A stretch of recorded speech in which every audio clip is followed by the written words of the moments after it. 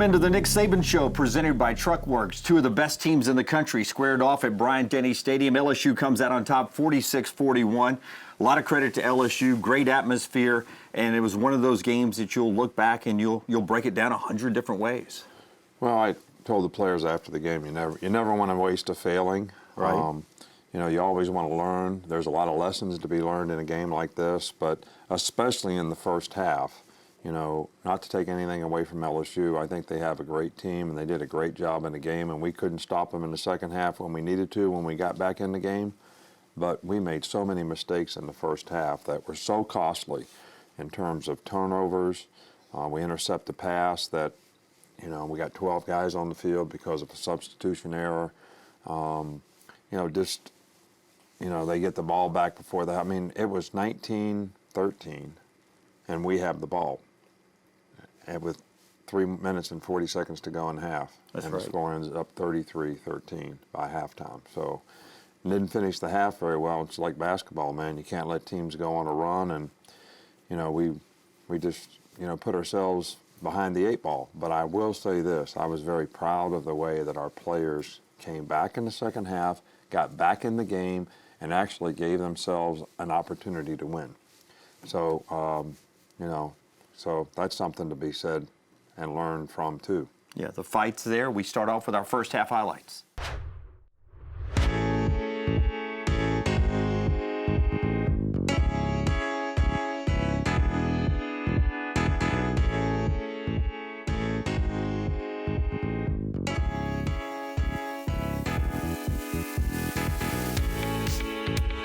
Now on a 1st and 10. Here Burrow looks near side, throws it, caught, coming back to the ball. Jamar Chase, touchdown LSU.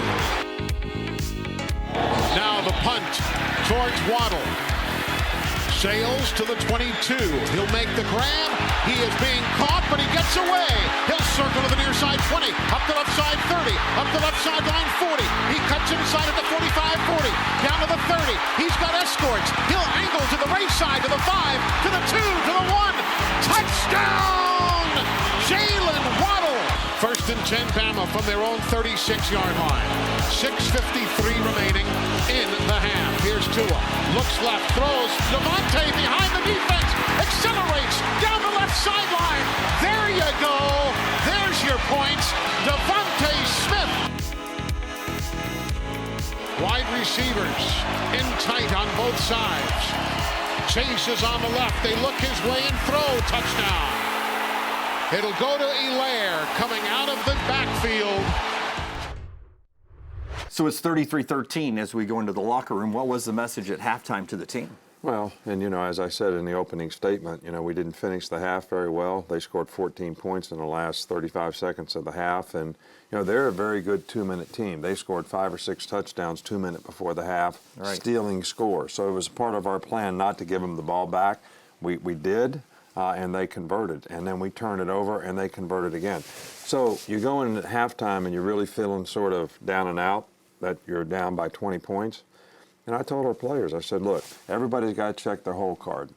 What do you got in you? What kind of pride and performance do you have? What kind of character do you have as a competitor to go out there and fight your way back in this game and see if we can give ourselves a chance to win?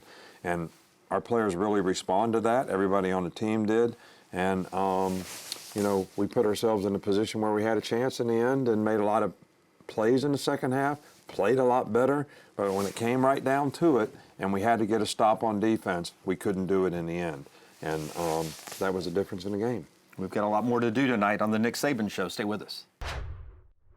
The Nick Saban Show is brought to you by the University of Alabama, where legends are made. And by Tiffin Motorhomes, made to move you.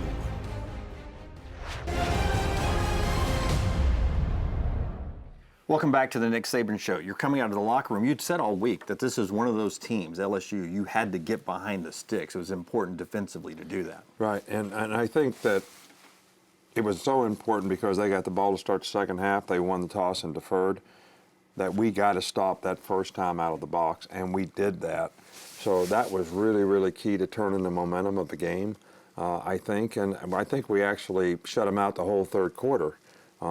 which was a good thing on defense, and allowed our offense to score and get us back in the game. And I think that was, the crowd got back into it, and we had a lot of momentum going, but we just couldn't stop them when we needed to. Here's the second half highlights. Second half highlights are brought to you by BBVA, proud banking partner of the Alabama Crimson Tide. Wideouts either way. Tennyson, the tight end on the right side. Motion, Devontae Smith.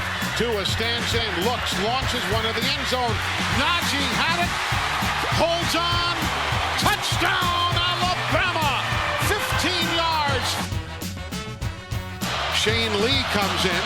Quick snap, handoff, Elaire. He'll walk it in on the left side for a touchdown. Judy and Devontae Smith, wide right. Here's the snap, Tua. He'll look, he'll throw, the out route, it is caught. Touchdown, Alabama! One to the right to give to Elaire. He'll kick it out near side. He'll stiff arm McKinney. He'll break two more tackles, and he'll take it in for a touchdown.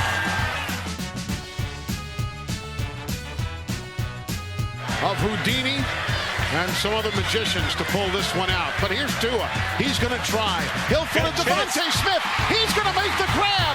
Hello, Houdini. Tua to Devontae Smith.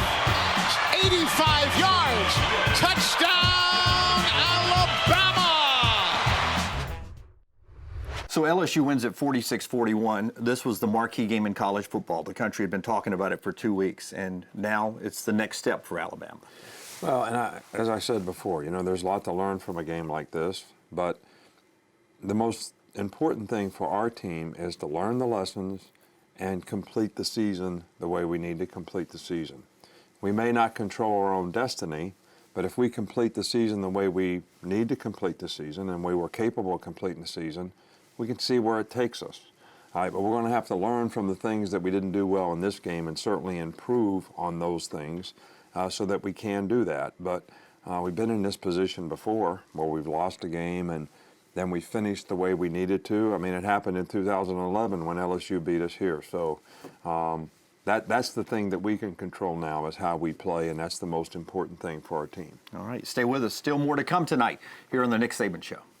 The Nick Saban Show is brought to you by AT&T. More for your thing, that's our thing. Proud sponsor of the Crimson Tide.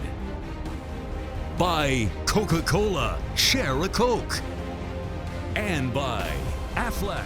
Get to know us at aflac.com.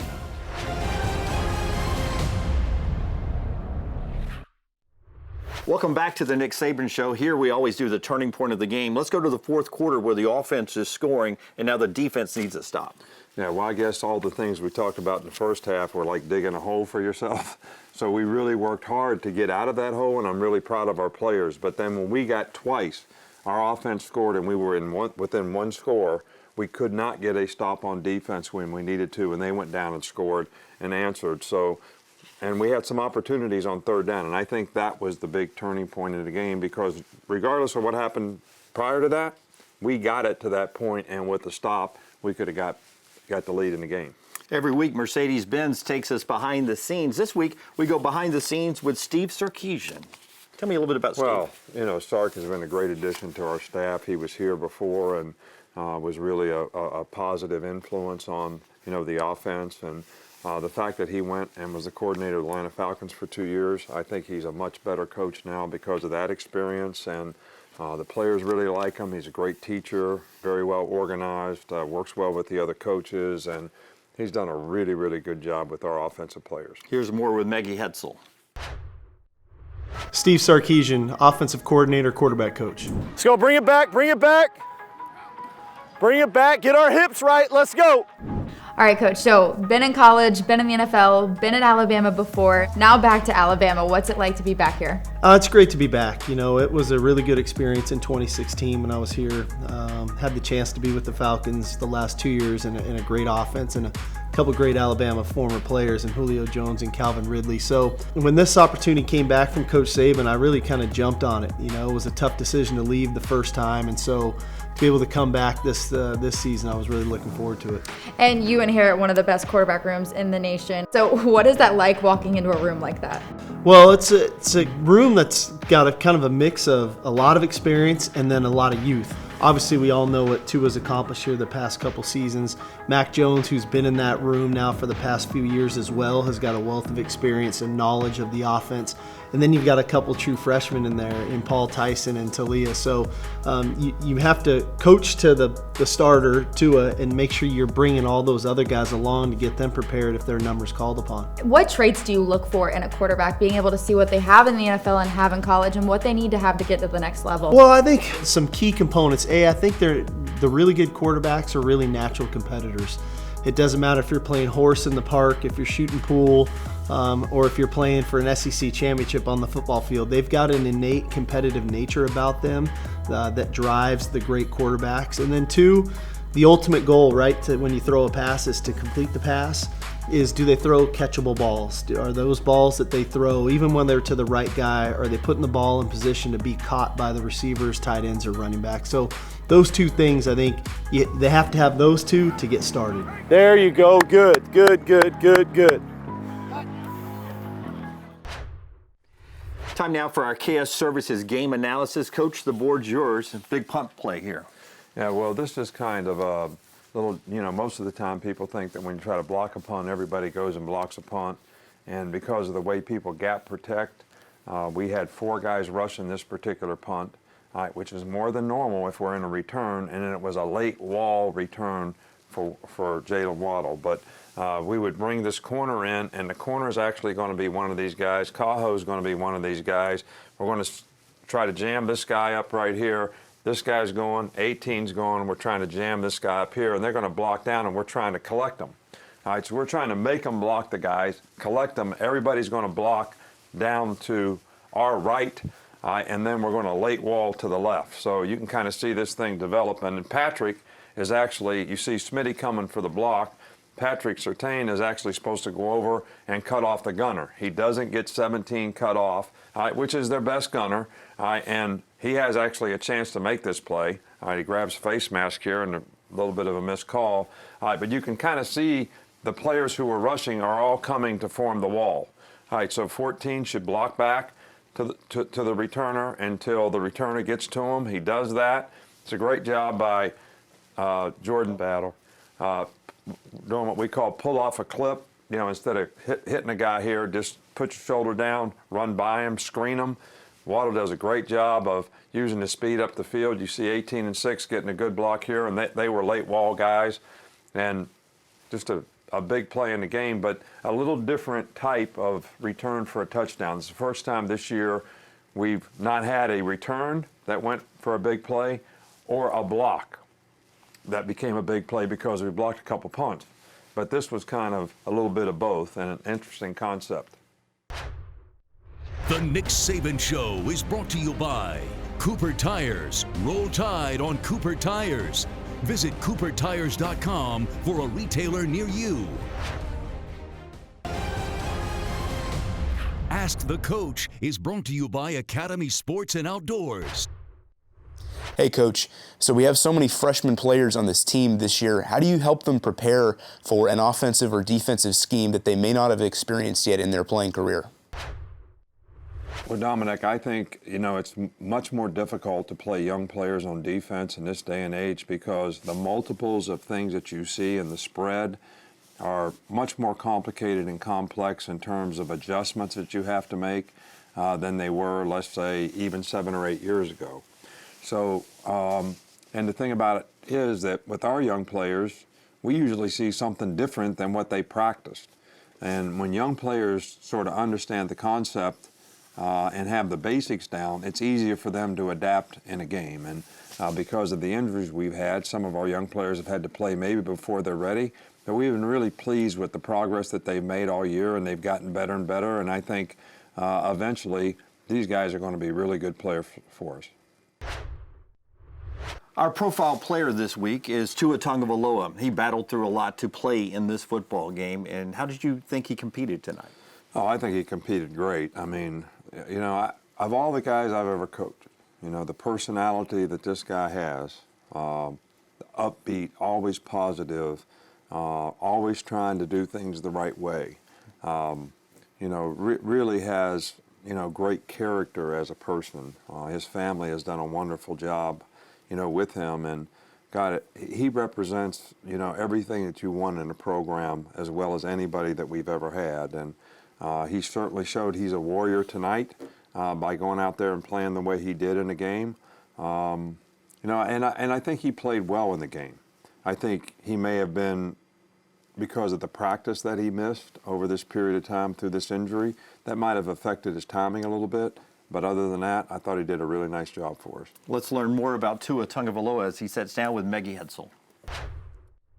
Tua Tagovailoa, quarterback, have a beach Hawaii. Snap to Tua. He'll stretch the field. Comes left. He'll dive towards the goal line. Touchdown, Alabama. Tua Tagovailoa. Give it to me from the beginning. First game, how'd you get into football? What do you remember? I think I started playing football at about 5 years old, like where I guess my parents actually signed me up to play in a little league. It was, I think it was called Mighty Might, you know? It was called Mighty Might, and it was a flag league, you know, so that was my first opportunity. But I didn't play quarterback. I was more on like the defensive side. I played D-line, and then I played, you know, some fullback whenever they needed me to play fullback. But I don't recall, you know, ever making the transition to becoming a quarterback. I knew that when I was younger, I would throw with my right hand, and my dad ended up switching me to throw with my left. You know, growing up, I ended up playing quarterback the rest of my life, throwing with my left hand, and we're here now. Give me, I know this is hard to sum up for you. One of your funniest moments since you've been here. Funniest moment since I've been here? I guess I was doing just off-season training, you know, with my dad, and I ended up calling Coach Saban, and, you know, we're talking about, I guess these football camps that I have to do over the course of June and July. And then we fall off, and the conversation goes to Game of Thrones, you know, and I think that's kind of unique, you know, that aside from us talking about football, you know, we go into talking about something that's non-football related. But Coach Saban also told me, you know, the White Walkers, you know, they're the bad people, you know, and so he said he wouldn't want to recruit those guys. He said if he had to recruit, he'd go up north and go get some of those people, you know. So I was thinking, like, if I was coach too, I'd go and get Aria Stark first. I'd go get her. She's a beast. She's good. But yeah, I mean, just having conversations like that, I think was not more so funny, but it was unique to experience, you know, to know that it's almost more than football, kind of, you know, to coach, and I mean, that was awesome. The Nick Saban Show is brought to you by AT&T, the official wireless provider of the Crimson Tide. AT&T, mobilizing your world. Here's what's next, presented by AT&T. All right, welcome back to the Nick Saban Show. What's next, presented by AT&T. It's the SEC on the road over to Starkville to play Mississippi State.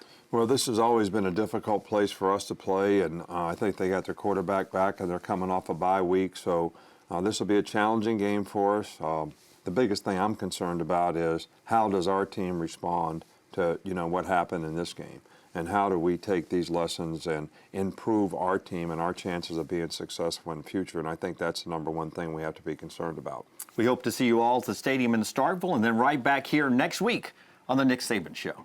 The Nick Saban Show is brought to you by Coca-Cola, share a Coke. By Cooper Tires, count on Cooper, an American company since 1914. And by Tiffin Motorhomes, made to move you. The University of Alabama, where legends are made. Tiffin Tiffin Motorhomes, made to move you. AT&T, more for your thing, that's our thing. Proud sponsor of the Crimson Tide. And by Aflac. Get to know us at aflac.com.